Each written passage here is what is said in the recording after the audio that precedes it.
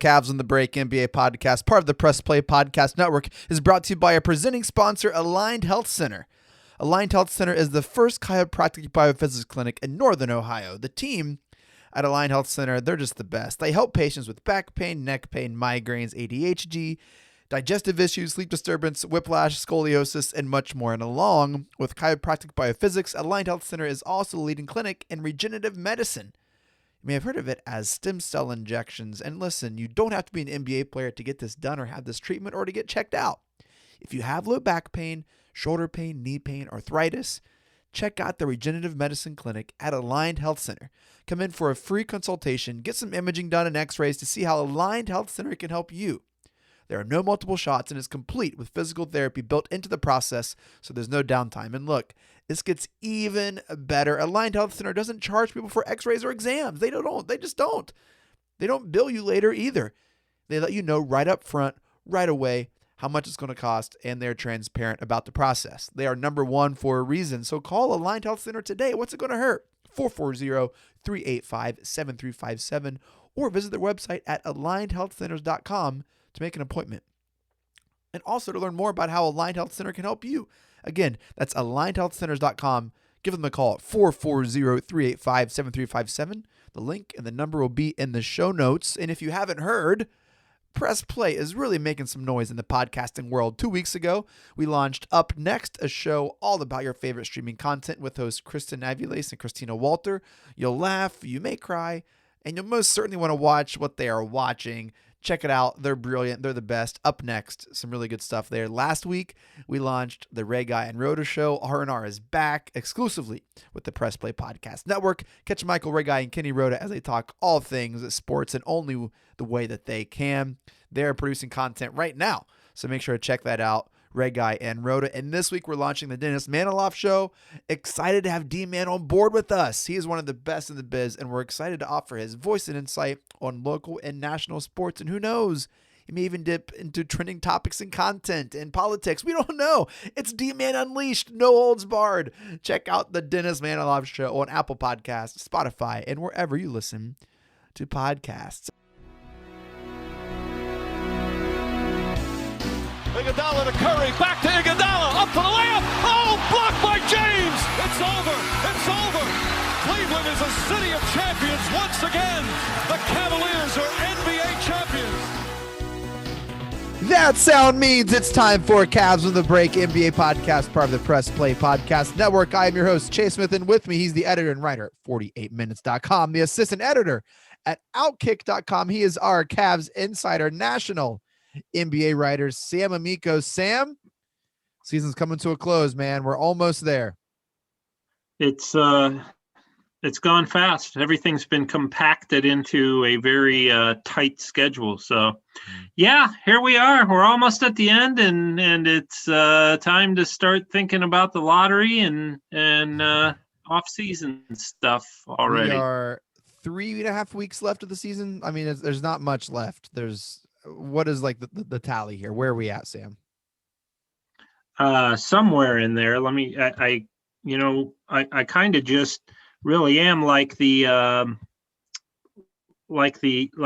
coaches always say, take it game by game or day to day or whatever. So, but Sunday, May 16th is the final game against the Brooklyn Nets. Less than a month away.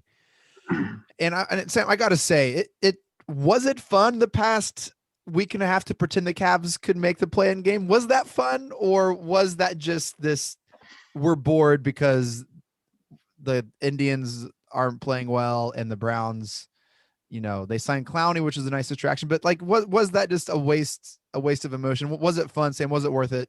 Because there's no way the Cavs are making the playoffs. I think that they had,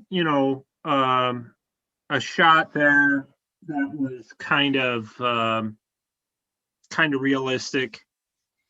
It's not looking so realistic now, but I think that they've done some things this year that have made me enjoy watching them more than each of the past 2 years. So, I mean, it's okay to fight for that play-in game and dream about it, but it's not going to happen. So the Cavs are 3-7 their last 10 games. They've lost 3 straight, one to a Levine-less Bulls, which I think kind of sealed the deal on any playoff aspirations. At least the fans kind of saw a realistic way to. Sam, I want to play this segment, and then after the break, we'll talk about the Week 17 slate and Week 18 coming up. This is a segment we've done before in the past. I don't think we've done it this season yet. A segment called Percentages and Probabilities. Here's how it works. I'm going to offer you a prediction. Sam, you give us a percentage chance of it coming true. All okay. right. Percentage chance of it coming through. The first prediction, the Cavs will make the play-in game as the 10 seed. Where are we at with that? I would give that about a 15% chance because they're we were there 4 games behind the Bulls, who would be the 10th seed at this recording, but the Wizards are tied with the Bulls, so consider the Wizards 11, and the Raptors are only half game behind the Bulls, so consider them 12. The Cavs would have, they'd have to pass 3 teams. They'd have to pass Toronto, Washington, and Chicago, and they're 4 games back, and those teams are playing okay. Washington has won 7 of their last 10. The Bulls have gone 2-1 without Levine, and the Raptors have won 6. So those teams are all playing relatively well, and they all want to get into that play-in game. Right now it'd be against the Pacers. So I just don't see it. It doesn't look very promising for the Cavs, in my opinion. Sam gives it a 15%. 3 of the next 4 games the Cavs play in Chicago, at Charlotte, at Washington, at Toronto. No, I'm sorry. It's not at Chicago. It's in Cleveland. Sorry, they're at the Rock Wednesday when you're listening to this. They play the Bulls tonight at the Rock. Can I call it the Rock? I don't hear anyone else call it the Rock. You hear people call it the Rock? Start a thing. I've heard people call it the Rock. Well, we're going to call it the Rock. They're at the Rock. Play the Bulls tonight. 7 o'clock tip off. But then they play the Hornets, they play the Wizards and the Raptors. And looking at their schedule, I see the Wizards on there again. The Wizards on there again. So they play the Wizards 3 more times, Sam, the Raptors once, and the Bulls 1 more time. There is a possibility if they start reeling off some wins that they could do it. I think 15% is a little high. I'm going to give it 7% that they make that play-in game. Sam. I almost went with 7. Yeah, I almost said 7. Yeah. Well, 7 and 15, anywhere between 7 and 15. Too many things have to go right, and this team just has been too inconsistent, and I don't see it happening. Sam, we've talked about it before. I think this is this team's ceiling, and I know that might be hard to hear for some people. I think as long as we have our current roster makeup as it is, this is what we're going to be. More likely in the lottery. That very well could be. That very well could be. It's right now they've been. Now, some of that has to do with youth, but some of it may just be inconsistency, inconsistent players, inconsistent chemistry. Could be that could be a long-term thing. I don't know. I mean, we can't predict that accurately right now, but sure we can. Well, that's why we have a podcast, Sam. We're going to predict it accurately with predictions and probabilities. Can I go to the next one? Please do. Okay. What about this? Colin Sexton will not be on the team at the start of the season next year. He will not be on the team. So my percentage is going to be if he weren't on the team. Correct. So I would say that's 25%. I'd give that a little higher. I don't think that they're looking to trade him. I can almost assure you that they're not at the moment. But I think that they are coming to terms with the idea that maybe, just maybe, our backcourt's a little small, and maybe Darius Garland's the guy we want as our alpha male. Now, I'm not saying that that's the right decision or that's the perfect decision, maybe that's something that the Cavs front office may be considering. I think that's something that they're thinking about, and I think it's unlikely. I think there's a 75% chance that Sexton will be back, but I think that there's a 25% chance he might not. So I don't, again, we've talked about this before.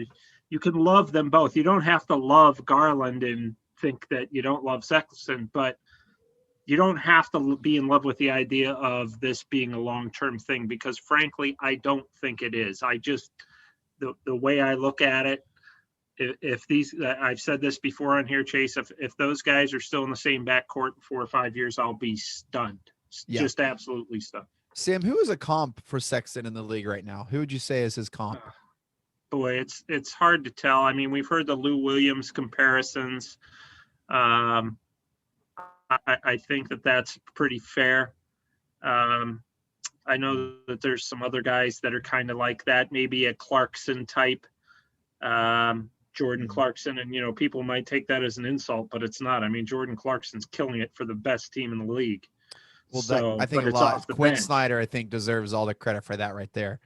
Well, Quinn Snyder, I mean, obviously that team in Utah has some nice players, but there's no way they should be as good as they are. And that's a lot.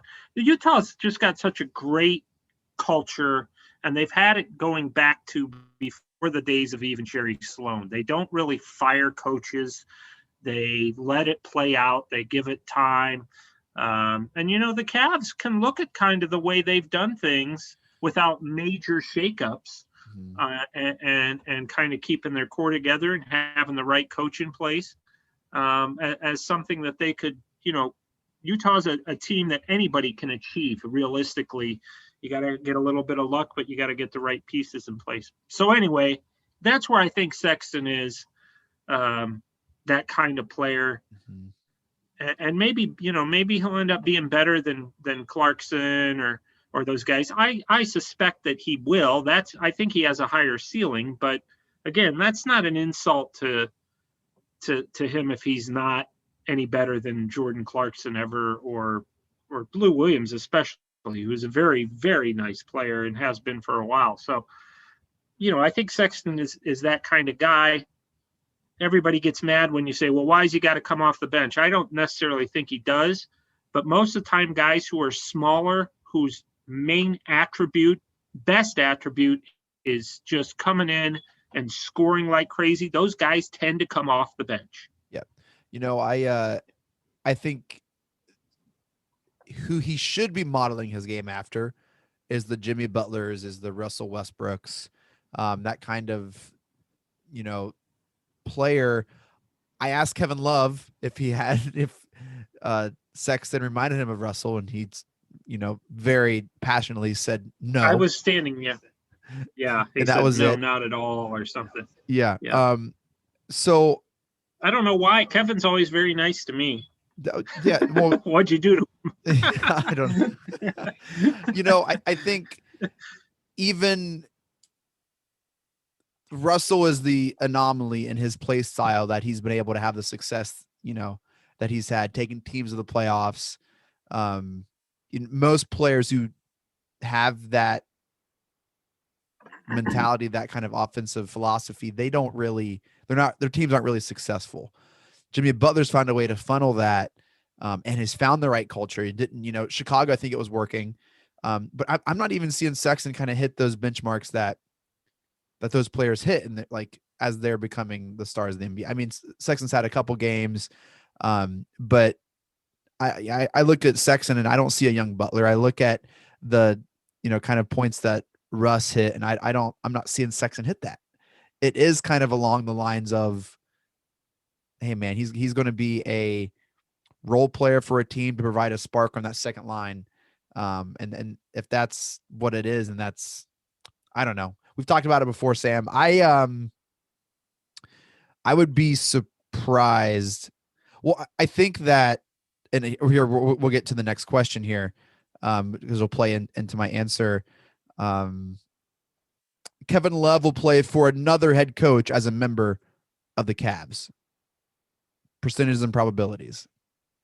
Oh boy. because well, I ask that because that's a good question. I think that if Bickerstaff, like, to extend his time with Cleveland, he's going to have a fall guy and going to have to make a move and say, hey, let me do this. And I see this whole Sexton thing playing out, that's going to be Bickerstaff's move to extend his time with the Cavs. No inside information, Sam. That's just looking at the team, looking at how we're going to be in the lottery again. And I'm saying to myself, is Kevin Love really going to play for another head coach for this team? Well, Kevin Love and Colin Sexton, I mean, what's Colin Sexton played for? He had Ty Lue briefly, right? Ty Lue, and then Larry Drew, and then Beeline, and then Bickerstaff, and Kevin Love. On top of that, you throw in David Blatt. So it's a possibility, and I don't know that that's necessarily going to be the best move. But let me tell you, depending on how the season goes, there's no guarantee that Kobe Altman will be back. Mm-hmm. And if he's not, GMs tend to bring in their own guys. Now, I don't know if that's going to be the case. I think as long as Altman's here, Bickerstaff's safe, and they could hire a different GM at some point, and Bickerstaff would still be safe. So, but look, I mean, they have to start winning some games. And I'm not saying this year, but they have to start showing some progress, because they're getting passed up in the progress department. The Atlanta Hawks are blowing them out of the water in terms of their own rebuild because they added veterans. Are the Cavs really that far ahead of the Detroit Pistons, who really are kind of a mess, the Pistons? Yeah. But I don't know that the Cavs are any further along than them.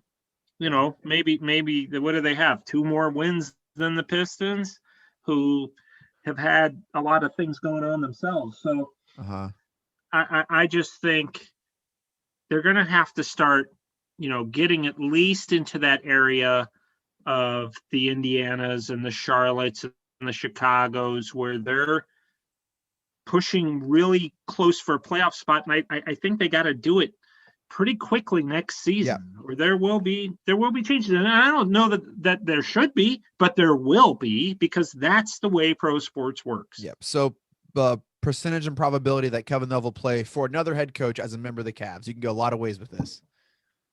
I would say it's probably 10%. I just can't. I don't know. I don't foresee right now them making a major shakeup this offseason, though I think that I get the sense that Kobe Altman's on the hot seat a little bit, and if he is, that would spell trouble probably for JB, because look, if I'm a GM, if they replaced Kobe Altman with me, I would go in there and keep JB Bickerstaff. Sure. And say, you got, we're going to try to win games next year, and you're going to be the guy to do it, but if you can't do it, then I'm going to go hire my own guy, because you're Kobe's hire. Yeah. Now, if they bring in other GMs may come in and say, yeah, no, man, I'm going with my guy right away. That's why I'm going to take the job. They'll tell Dan Gilbert, that's why I'm taking the jobs, because I want to bring in my coach. So I think that's unlikely right now. It was a trick question, because I don't think Kevin Love is going to be on the team either.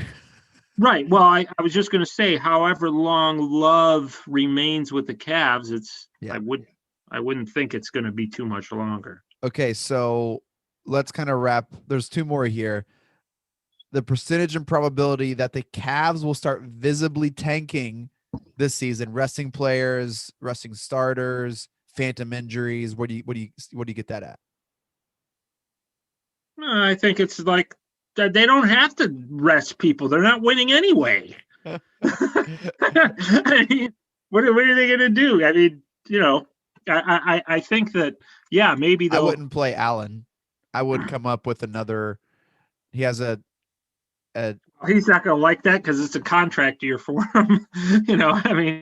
But yeah, they may rest him. Nance. Yeah. I just don't foresee any great signs that they're going to be going on this big tear to win games. Now, if you really want to lose, you're really only 5 games ahead of the Houston Rockets and Minnesota Timberwolves, and who have the worst record in the league, and then the Pistons and the Magic. I don't think that they're so concerned about that, especially since they finished with the second worst record each of the last 2 years, and they finished fifth in the lottery. So there's your probability is higher, but it's so minuscule that sometimes you're almost better just finishing 7th, 6th, or 7th in the reverse order standings, because that seems who's winning the lottery. So okay, I don't think that they're going to purposely try to tank. I think they're just not going to be very good. All right, final one here, Sam. The Cavs core of Garland, Okoro, and Allen will play in a playoff game for the Cavs at some time in their career. You don't think Sexton's in the core? Oh, did I leave him out? Whoops. Yeah. I don't think that was by accident. All right, if I'm just saying those 3, Allen, Okoro, and Garland, they'll play in a playoff game some point in their Cavs career? Yeah. Yes, I would say that. I would say the probability of that to me is 90. I'll go 70%. Whoa, okay. You just went from 90 to 70%. Like you well, said it, you're like, this. oh, that sounds too high. I'm gonna bring it down a little bit. Yeah, well, what if they shown me that this is a playoff team? There are a lot of other teams in the Eastern Conference that are probably ahead of them. Boston's not an old team. Boston's a young team. Philly's a young team. These teams are going to be good for a while. Yeah. The Pacers are a guy away. The Miami Heat went to the finals last year. The New York Knicks vastly improved. Yeah. Excellent coach. The Milwaukee Bucks, they can just keep putting in young pieces. And the Nets are going to be good for a while. So, and the Hornets, they're a piece away. All these teams are kind of closer to regular playoff runs. I'll tell you this. It sounds like you're talking yourself out of 70% now, Sam. All of a sudden, I'm down to like 49% here. Well,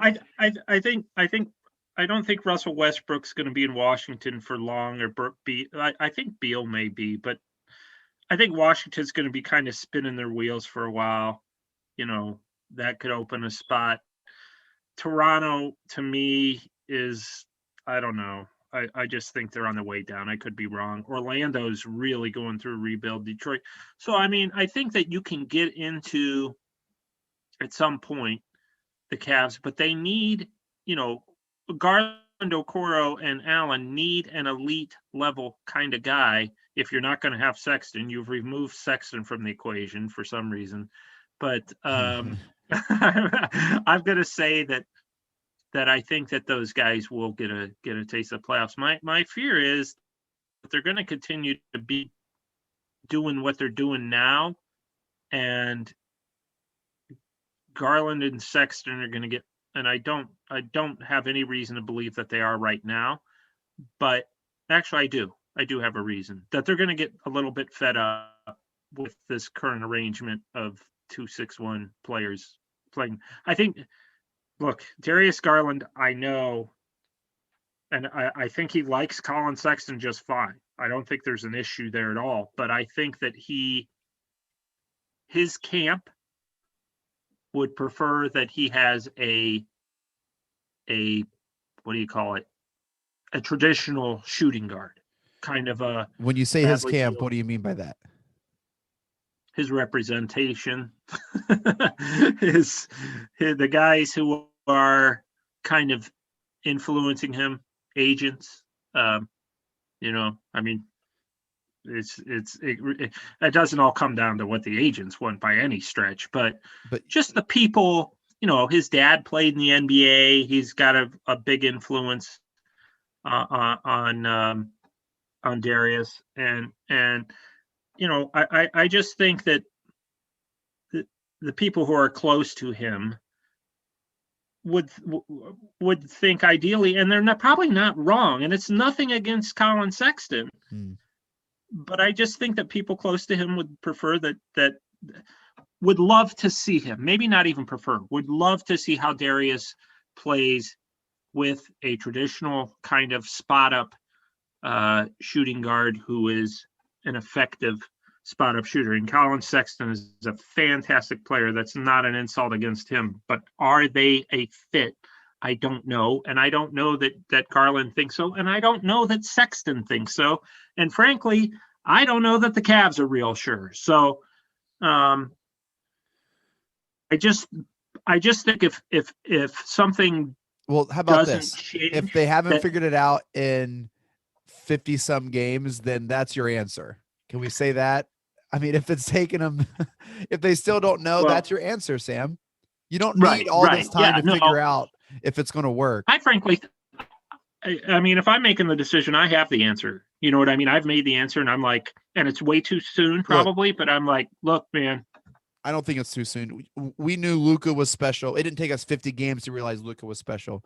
It didn't take us X amount of games before we realized that Embiid was special or that Tatum was like, you don't need a full season to figure this out. And some players do blossom late. That happens. I think Butler was a late bloomer. Butler, even Chicago, he was playing with he didn't really show a lot of problems. You know what I mean? But you don't need all these games to figure out if something's going to work, Sam. Well, and I think that we figured out that they're both very nice players and they have nice careers ahead of them, but I don't know that it's going to be together. And my fear is that one or the other at some point, and they've given no indication of this, so don't get me wrong, but my fear for the Cavs is that one of them's going to say, you know what, I don't want to be here in this situation. And in the NBA, that happens a lot. And with that logic, we would see another leap from Sexton. I know we've talked about his leap and what we expected from him this year. This was the year he was supposed to lead us to the playoffs. If he was following his trajectory that he had the first couple of years, it got everyone excited. They got everyone on board with a Sexton train that, oh yeah, all aboard.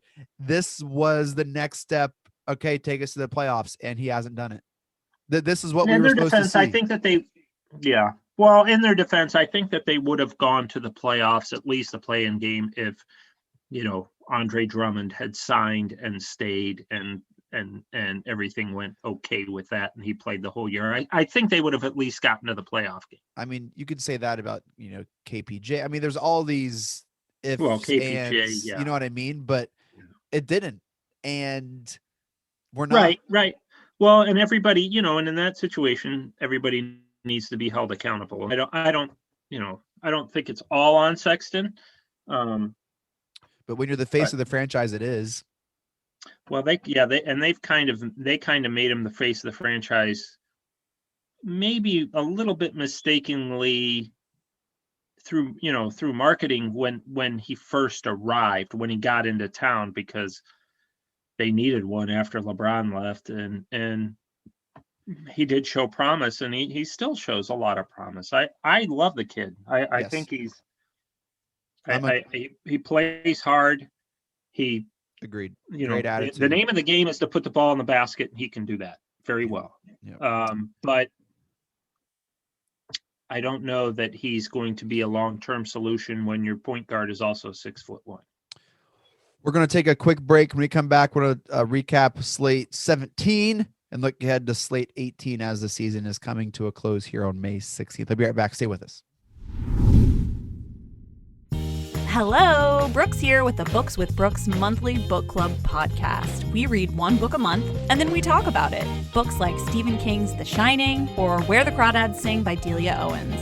If you're on the hunt for book recommendations and enjoy sparkling conversation, come read along with us, and then listen in.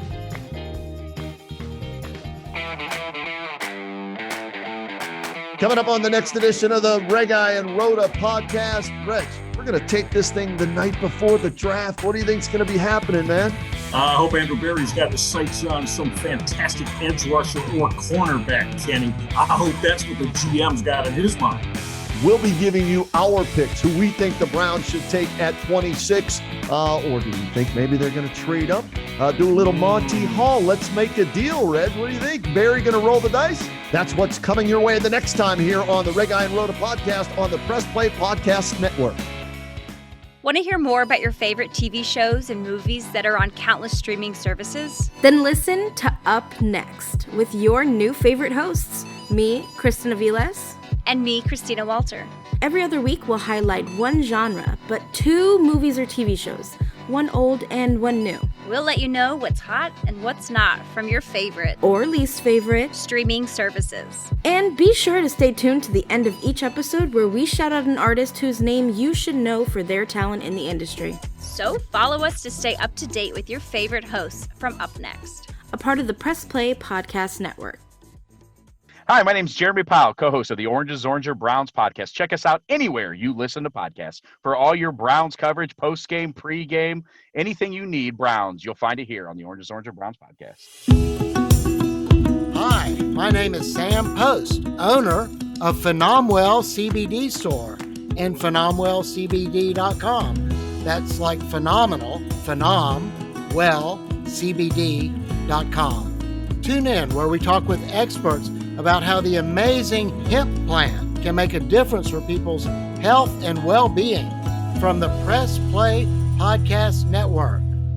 Hey, it's Tito, host of the Premier Fantasy Podcast. Get all the news and analysis you need to dominate your fantasy league. I've been doing this as long as anybody in the business. I can help give you the edge in your leagues. It's the Premier Fantasy Podcast, part of the Press Play Podcast Network. For the Dennis Maniloff Show, I'll tap into my 40-plus years of following Cleveland sports and 30-plus years of writing and talking about them, so as to bring you informed opinions and analysis of your favorite players and teams. I also will monitor the national sports scene and, when warranted, step out of the toy department and into the real world. And I'll always be on the lookout for special guests. By all means, join us. Hey, it's JD from the Hyman Podcast. I created this podcast to have hard conversations. Conversations that make us human but are also wildly uncomfortable. Conversations that help give voice to the voiceless and to the marginalized. Now you can listen to the entire first season on Apple Podcasts, Spotify, or wherever you get your podcasts from. Consider this your personal invitation to join the conversation. All right, we're back with Sam Amico, Cavs on the break, part of the Press Play Podcast Network. Sam, Slate 17, the Cavs started off.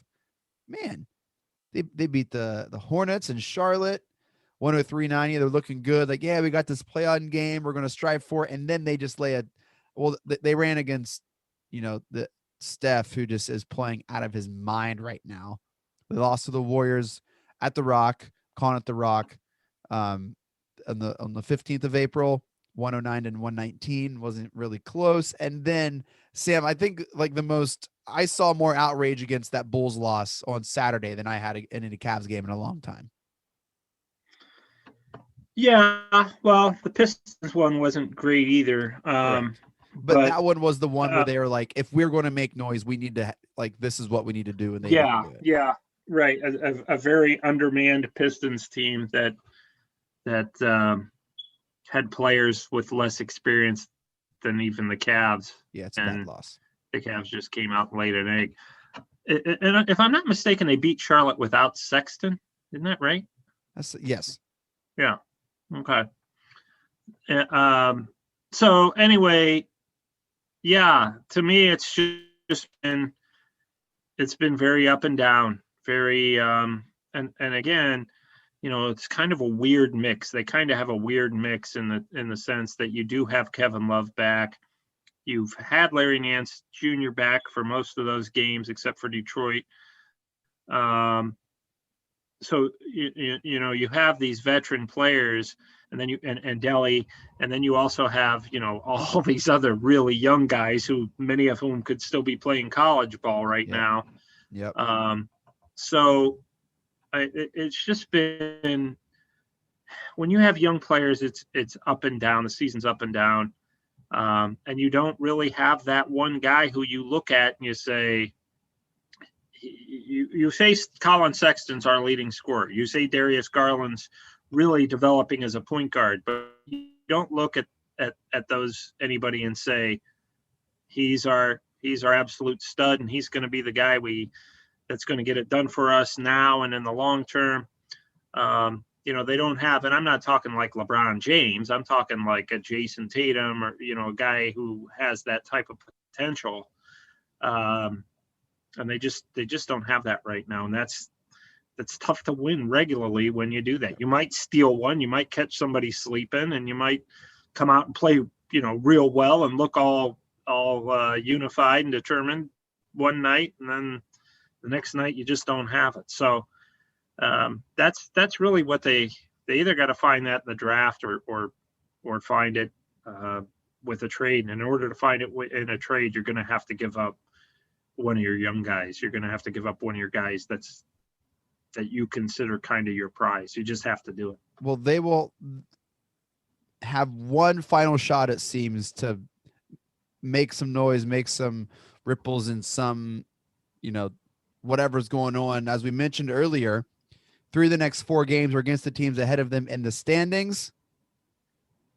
They have the Bulls tonight, the 23rd, Friday in Charlotte, Sunday the 25th in DC against the Wizards, and then Monday they're in Canada against the Raptors. And then they have the Magic, then the Wizards again. They'll actually be in Tampa against the Raptors. Oh, that's right. That's right. Sorry. Thank you. Same difference. Yep. But after and then they play the Wizards again after the Magic, but then they got the Heat, Suns, Portland, Dallas, Pacers, Celtics, Wizards, Nets. So you're looking at this, you're like, oh my gosh, are they going to win 3 more games? I mean, it could get bad. Well, yeah, they could, but I mean, they also beat Boston. They beat the Nets twice. Sixers. The Sixers. Yeah. So, I mean, they're capable, and going into Charlotte, even though Charlotte didn't have other guys, going in there and, when Charlotte's fighting for a playoff spot, it's important to them and winning.